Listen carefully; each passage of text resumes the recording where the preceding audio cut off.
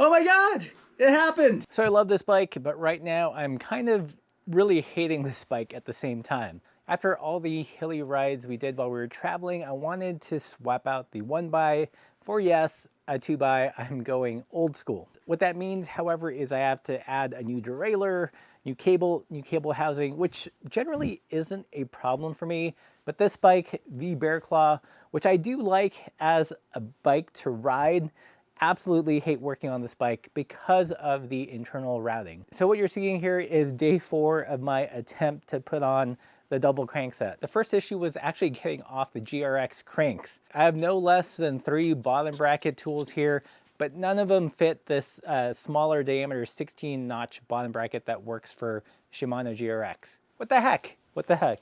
So what that meant was measuring the bottom bracket diameter and then taking another internal measurement to kind of figure out the spacing between the teeth here, finding the right one on the Park Tool website and ordering the appropriate tool. Finally arrived today. So that is how I got the cranks off. Another reason I wanted to get the cranks off was I had this idea that if I had access to this space here and this space over here, it would be somehow easier to snake the housing through. Totally not the case. I don't have long enough fingers to kind of put my finger here and feel for the housing as I push it down and guide it through the right hole. So what I've tried so far is, of course, the brute force method where you just take the housing, shove it through the hole, twist it around as you push it through, and hoping and praying that it just pops out of the exit hole. Did not work. The next thing I tried with some limited success was the floss trick. Basically what you would do is put one end of the floss here, plug up all the holes, run a shop vac, and hopefully suck the floss out. So it pops out down here. Didn't quite work.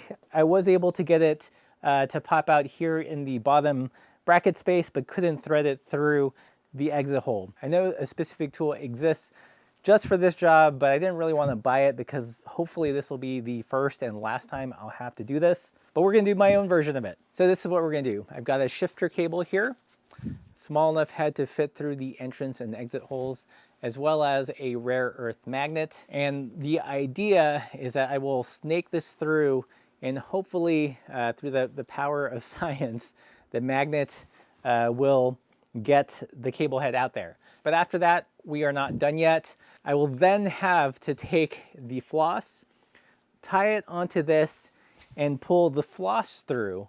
So then I can take the tail end of that piece, tie it to the housing, and then snake that through. The reason I can't just use the cable as the guide to pull it through is that there's just not enough tension here, and if I add tape to it, it bulks it up, but if I tie floss onto this, it should be able to pull through. Step number 1, I'm going to fish this through the top, and hopefully with the power magnets, pull it out down here. There goes the easy part. Hopefully something positive will happen. It's hard. So I know that some bikes have guides to just kind of guide the housing through.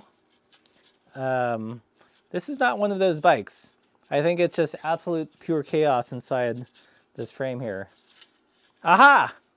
Amazing. Okay, so the next step is to take this floss, tie it to the end of the steel cable, use the cable as a guide to get the floss through. All this just to attach some housing. Jeez. I'm gonna try this nail knot one more time because I know it should work. So let's see what it does. Hopefully it doesn't slip off, because that would be really sad.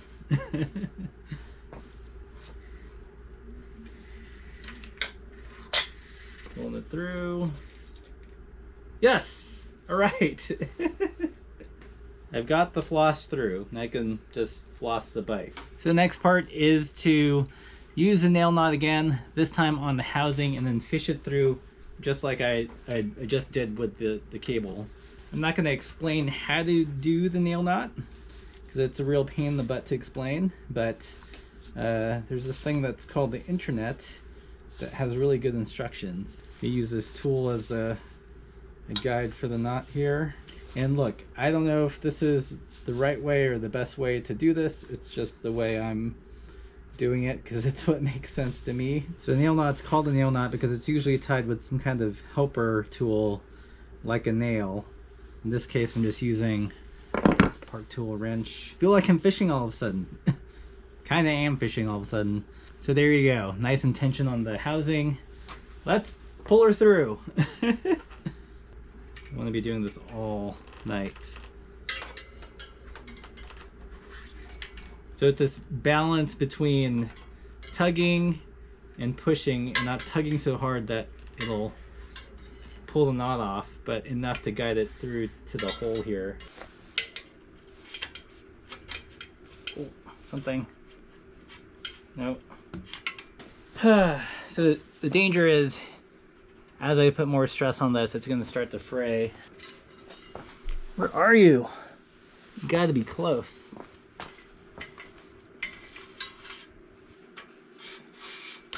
Ah, fuck.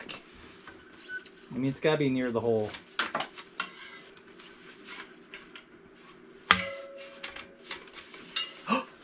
Oh my god! It happened! It happened! Okay, so I knew that it had to be in the general vicinity with the floss there. I think my mistake was not putting this near the end, although it could have been rubbed further back. But holy smokes. Finally got the cable through here. Cannot believe that took so long. Way too long. Alright, so I think what I'm going to do next is just reassemble the fork here and then mess with the crank. What do we got here? Big hot mess. It's kind of dangling. This goes back up in here. Goes in there. Where's all the things that I have to put on there? Okay, I got a spacer. This guy. And then the stem. Party paste stem cap. Kind of rough it in here. Goes down on this guy. And stem bolts. Okay, good enough. Okay, next part. Bottom bracket. I'm going to put in the non-drive side part in first. It looks like it's got some kind of thread lock on it, so that should be good to go. This side is righty-tighty, and I like doing this side first because it kind of helps support the spindle as you put it in. So not all the way in. Here is the bottom bracket that I'm going to put in. I should actually weigh this stuff first. Hold on. Bottom bracket. Let's do grams. So about 200, let's say 260 grams for the bottom bracket. Okay, got some thread lock. Just spread it out a little bit. So the bottom bracket is on. Now to put in the crank. Where did I actually put the crank? Okay, so here is the crank. It is the silver crank that they sell over at Rivendell. I believe it's a 3824. Main reason I'm switching to this is that I found when I was running the what is this? This is a 36 tooth in the front and 11 to 48 in the rear. It was pretty low, but if you guys saw our ride videos, we were doing rides where it was just like sustained 15, 18%, and I was feeling it in my knees. Also, those climbs were just, doable with the bike unloaded, but if we were gonna actually do any serious touring, I'm gonna need some lower gears, and hence the double. But before I put these on, let's see what they weigh. I mean, I suspect that yes, this is gonna weigh more than the GRX Advent system I'm running, but I'd rather have the lower gears than worry too much about weight. Okay, 493, 750, 780 grams for the crankset. I believe it was 250 for the bottom bracket, so maths. In contrast, let's see what the GRX weighs. So 635, 700 for the bottom bracket and the crank for the mullet setup 1x. So it is a little bit lighter, but still, I think having those lower gears is going to outweigh the weight penalty, at least for me. The square taper crank. I know, going old school. Set the torque, got the handy torque wrench. All right. Let's peel off the plastic here. This should be very satisfying. Oh yeah. Nice. We've got the cranks on. I put on the front derailleur. This is not its final position. A couple things to note. There's many kinds of clamping mechanisms for a front derailleur. Some have a built-in clamp, some are braze-on, and the general thinking is you should get a braze-on derailleur. I've got another one here. By that I mean is that it just has a single bolt, and it's meant to bolt on to something like this. So this is all part of the clamp. Some of the reasoning behind that is it really gives you lots of fine-tuning ability.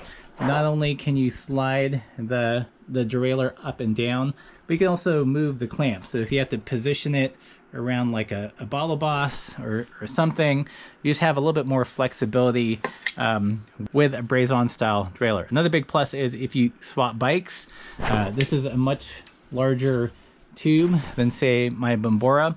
You don't have to buy a brand new derailleur, you can just get a different clamp. Who knew all this work just to go 2x? I know all the double and triple people are like, it's just another extra derailleur. But as you can see, a lot of work depending on the bike you have. Holy smokes, that was such a pain in the butt. In terms of video time, it's probably gonna be like 5 or 8 minutes, but in elapsed time, it's been a couple hours. Again, I'm not the best mechanic, so I'm sure if you're far more skilled than I, of which there are many, judging by the comments, then you can probably do this in 10 minutes, but for me it's a bit of a process. What did we learn today? I love this bike. Internal routing is that is the one thing I do not like about this bike. It really makes it difficult as a home mechanic. You know, especially depending on how the cable or housing is routed in there. Sometimes it's just a void, sometimes there's guides. Who knows? Who knows? I think that's it for this video. I'm going to actually work on this bike and try not to film it so I can focus and make sure I don't screw things up. In the next video, I'll give a little bit more fleshed out explanation on why I'm going 2x after, you know, promoting the whole budget mullet thing for so long. Stay tuned for that video, and if you like this content, like, share, subscribe, all that good stuff. Be sure to pick up a Party Pace stem cap, stickers. It's what keeps this channel going. And as always, keep the supple side down.